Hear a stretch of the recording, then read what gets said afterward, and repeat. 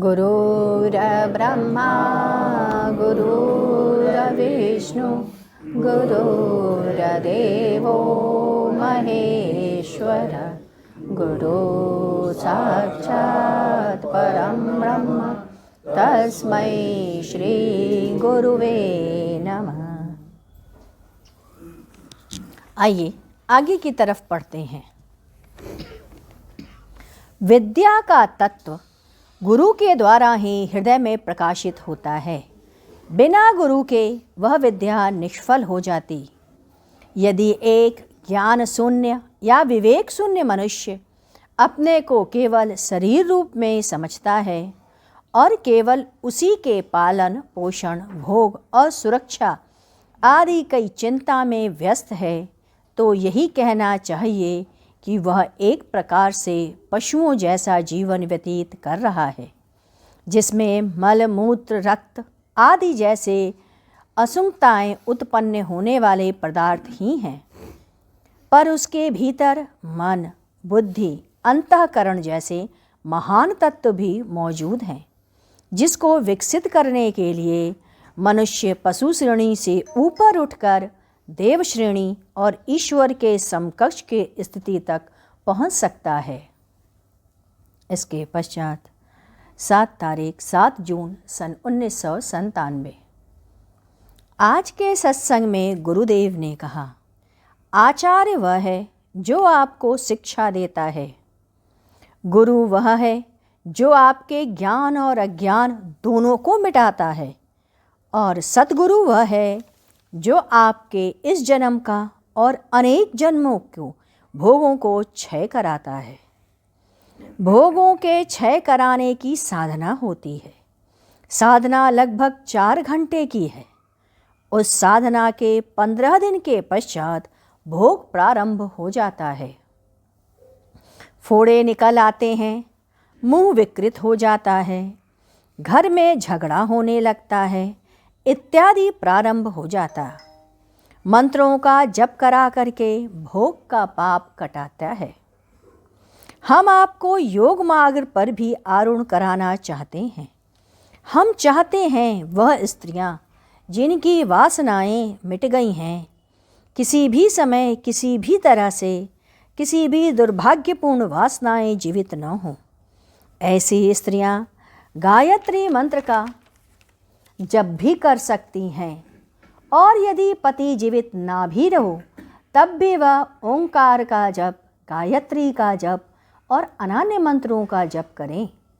उनकी संभावना होती है उनके कदम न डगमगाएं और वो ऊपर की तरफ चलें, तो वह गायत्री मंत्र का जप करते रहें। अन्यथा ऐसे को जिन्हें डर है कि उनके कदम डगमगा जाएंगे, तो भूल करके भी इसका जाप नहीं करना चाहिए। अपने पापों को स्त्रियां छुपाएं और उसको, लेकिन वो कितना भी उस पाप को छिपाएं, यदि कोई महापुरुष सामने पड़ गया तो वह बता देगा कि वह क्या है। दूर से ही बता देगा कि इसके चिंतन में क्या है। चाहे स्त्री हो अथवा पुरुष, उनके स्त्री और पुरुष, स्त्री किसी भी पुरुष के साथ 3 जन्मों से यदि पत्नी रही है तो महापुरुष उसके लक्षण भी बता देते हैं। 10 दिन के बाद यदि सामना हो तो रुदन हो, आँखों में आंसू आए, मिलने की चिंतन हो, तो समझो आज्ञा चक्र से ही रुदन प्रारंभ होता है। नेत्र के बीच के हिस्सा आज्ञा चक्र है। चिंतन और ज्ञान यहीं से प्रारंभ होता है। ऐसे ही पुरुष में यदि अपनी पिया से मिलने की ललक हो तब तो वह चिंतन रहे। यदि महज मुस्कुराहट है तो आप पति पत्नी हो।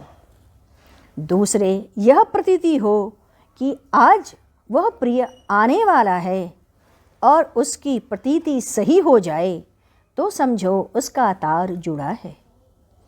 एक सज्जन थे, बताने लगे, भाई नौकरी करते थे, बड़ा धर्मपरायण था। जब उसकी मृत्यु हो गई पत्नी को बहुत दुख हुआ, लेकिन वह रोई नहीं। उसने ठान लिया कि मैं अमुक अमुक भोजन त्याग दूंगी। बस कुछ ही सब्जियां लेती और प्रसाद ग्रहण करती। लोगों को भोजन के लिए बहुत कहते, लेकिन वो ना करती। मीठी रोटी त्याग दी, एक निनुए की सब्जी और दूध लेती। एक दिन वह पूजा कर रही थी। उसे लगा कि कमरे में कोई है। वह अपने मंत्र का जाप कर रही थी। उसने महसूस किया कि यह 4 फीट से ऊपर का उठा हुआ शरीर ऐसा स्थिर जैसे सिर सहला रहा हो, वह उसका पति ही है। वह डरी भी नहीं और अपने मंत्र के जप को वह करती रही। आवाज़ आई, मरने के बाद मेरे ही लोक में आ रही हो। 28 वर्ष के बाद लगे, तब मैं आऊँगा और तुम्हें ले जाऊँगा। कुल 84 वर्ष तक उसने इंतज़ार किया और एक ही ध्यान, एक ही स्नान, एक ही चटाई और वह मस्तक पे लगा सिंदूर, पति के मंत्र का जप और अपनी साधना करती हुई वह चली गई। आप सब दरवाजे के बाहर चले जाओ। क्या है, कूड़े हो गए हो तुम सब।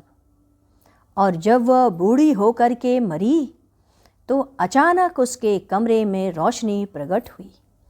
जो लोग वहाँ बैठे थे उन्हें संज्ञान शून्य हो गए और वह चली गई। आपके साधना की है कोई कीमत? आप साधना की कोई कीमत नहीं। केवल एक ही चीज़ साथ गया, वह उसकी पवित्रता। हम तो रियाजी देते देते मर जाते हैं और स्त्रियां पवित्र रह करके निकल जाती हैं। आप लोग यदि भोगों का क्षय कराने वाले बने, साधना के लिए तैयार हों, तो हम यह कार्य आपसे कराएं, जिससे आपके पूर्व जन्मों का भोग क्षय होना प्रारंभ हो जाएगा।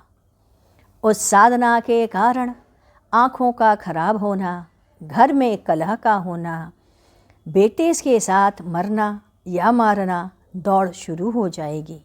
यह सब प्रारब्ध है। भीष्म जब सरसैया पर पड़े हुए थे तो उन्होंने कृष्ण से पूछा, प्रभु यह किस जन्म का भोग है? प्रभु यह किस जन्म का भोग है? तब भगवान ने कहा, यह आपके 101वां जन्म का भोग है। तुम्हारे सात्विक रहने के कारण यह भोग नहीं हो पा रहा था। इस बार द्रौपदी के चीरहरण के समय तुम्हारे न बोलने के कारण पाप हो गया और यह भोग भोगना पड़ा। अतः गंगापुत्र, अब तक तुम अपने सात्विकता के कारण ही सचेत चले आ रहे थे। आप साधु का संगत करो। यदि किसी महाविद्या का ज्ञान तुम्हें प्राप्त होना है और वह बिना दीक्षा के लिए नहीं होता, आप दीक्षा ले लो। यह अन्याय नहीं है। आपका वास्तविक गुरु तो एक ही है, जो आपको परामुक्ति की ओर ले जाने वाला है। दत्तात्रेय के 108 गुरु थे। रामकृष्ण परमहंस के 12 गुरु थे। विजय कृष्ण गोस्वामी के अनन्य गुरु थे। यह व्यभिचार नहीं, गुरु भक्ति वह एक के साथ ही होती है। आइए अब हम लोग गुरु कीर्तन करें। ओम मंगलम ओंकार मंगलम, गुरु मंगलम गुरुदेव मंगलम। ओम मंगलम ओंकार मंगलम, गुरु मंगलम गुरुदेव मंगलम। ओम मंगलम ओंकार मंगलम, गुरु मंगलम गुरुदेव मंगलम।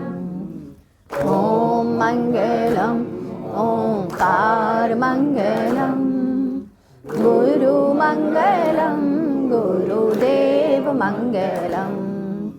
ओम मंगलम ओंकार मंगलम, गुरु मंगलम गुरुदेव मंगलम। ओम मंगलम ओंकार मंगलम, गुरुमङ्गलं गुरुदेवमङ्गलम्